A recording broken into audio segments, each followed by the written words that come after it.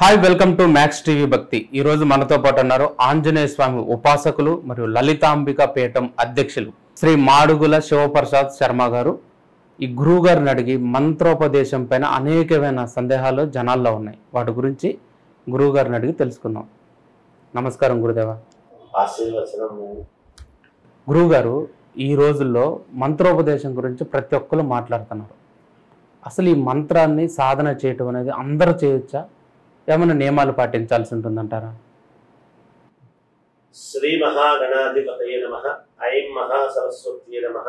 శ్రీ లలితాంబికాదేవ్యే నమః. మంత్రము అనుష్ఠానము అందరూ చేసుకోవచ్చా? ఓకే.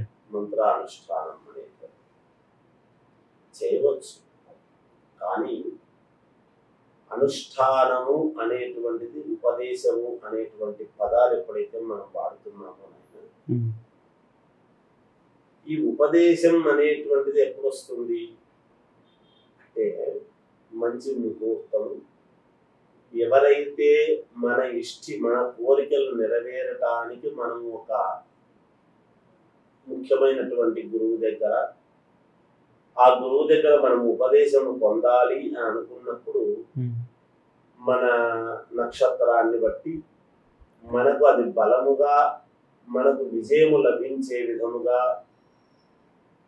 అది మనము ఏది బాగుంటుందో అది చూసి గురువు నిర్ణయిస్తారు. ఫలానా నాడు నీవు ఈ సమయానికి రానైనా నేను ఉపదేశం చేస్తాను.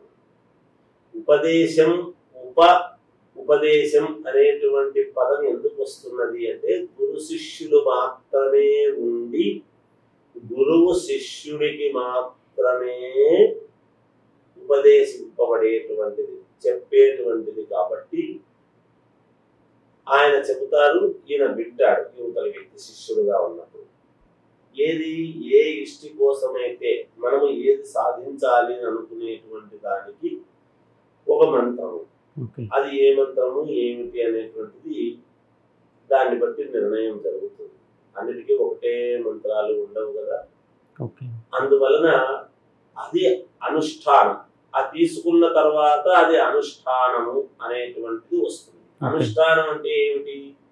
రెగ్యులర్ గా ప్రతి రోజు మనము నియమముగా పాటించేటువంటి విధానాన్ని అనుష్ఠానం.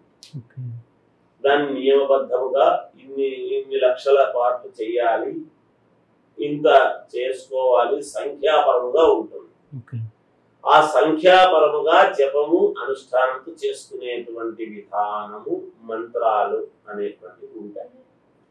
అలా చేసుకోవాలి ఎప్పుడు కూడా. మంత్రాలు అనేటువంటివి టీవీల ముఖంగా, ప్రసార మాధ్యమాల ముఖంగా గాలికి బయటికి చెప్పి వాటి యొక్క పవిత్రతను పోగొట్టేటువంటి విధముగా ఉండరాదు. మౌనం మంత్రార్థ చింతనం అన్నారు. మీకు పూర్వము ఋషులు వీళ్ళందరినీ ఒక్కసారి చూసినప్పుడు తపస్సు చేసుకోవటానికి ఒక ప్రదేశము అని ఏర్పాటు చేసుకుంటారు. ఆ ప్రదేశంలోనే రోజు వెళ్ళి ఇంత సమయం వరకు అని తపస్సులాగా చేసుకుంటారు. ఒక తపస్సు చేస్తూ ఉంటారు. ఏమిటి? పెదవులు కదలవు, వారి చేతి కింద ఒక దండము ఇది పెట్టుకొని ఉంటారు. రుద్రాక్షమాల గాని మనం ఏ ఇష్టి కోసమైతే చేస్తూ ఉన్నామో ఆ ఇష్టికి సంబంధించినటువంటి జపమాల ఉంటుంది. అది ఏమిటి? ముత్యపు మాలన, పగడపు మాలన, రుద్రాక్షమాలన, ఇలా కొన్ని మాలలు ఉన్నాయి. తులసి మాలన. అంటే ఏ ఇష్టి కోసము ఏది వాడాలి అనేటువంటి విధానం కూడా ఉన్నది. ఇలా ప్రతిదానికి ఒక నిర్దిష్టమైనటువంటి ఒక పద్ధతి అనేది ఉంది. మనము కొన్ని మాత్రమే చెప్పగలుగుతాం బయటికి మంత్రాలు. ఏమిటివి?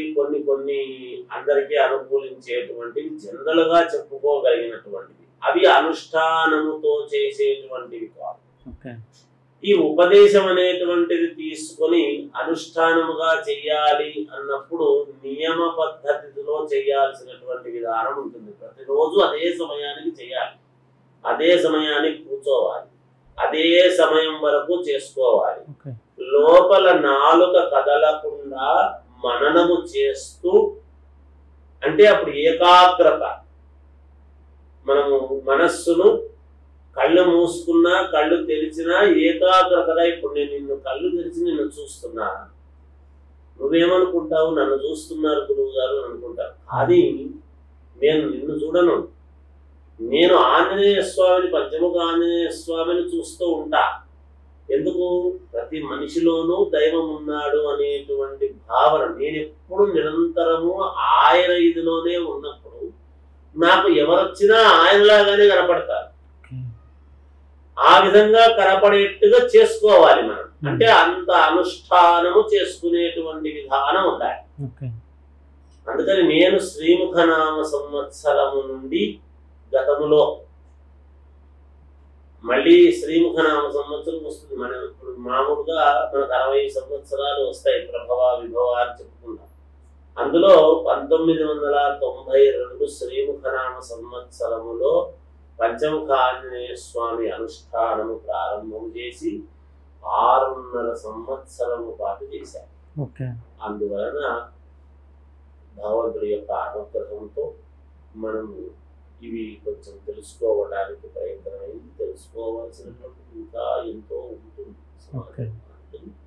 ఇవి మంత్రాలు అనుష్ఠానం అనేటువంటివి ఈ విధంగా తీసుకోవాలి. ఎవరైనా చేసుకోవచ్చు, చేసుకోవడానికి ఏమి ఇబ్బంది లేదు. కానీ చేసే విధానంలో చేస్తూ ఉన్నప్పుడు మనం ఎటువంటి వేరే ఇవి చేయకుండా జాగ్రత్తగా చేసుకోగలిగితే ఎప్పుడైనా కూడా మన మంత్రం మన అధీనంలో ఉంటుంది.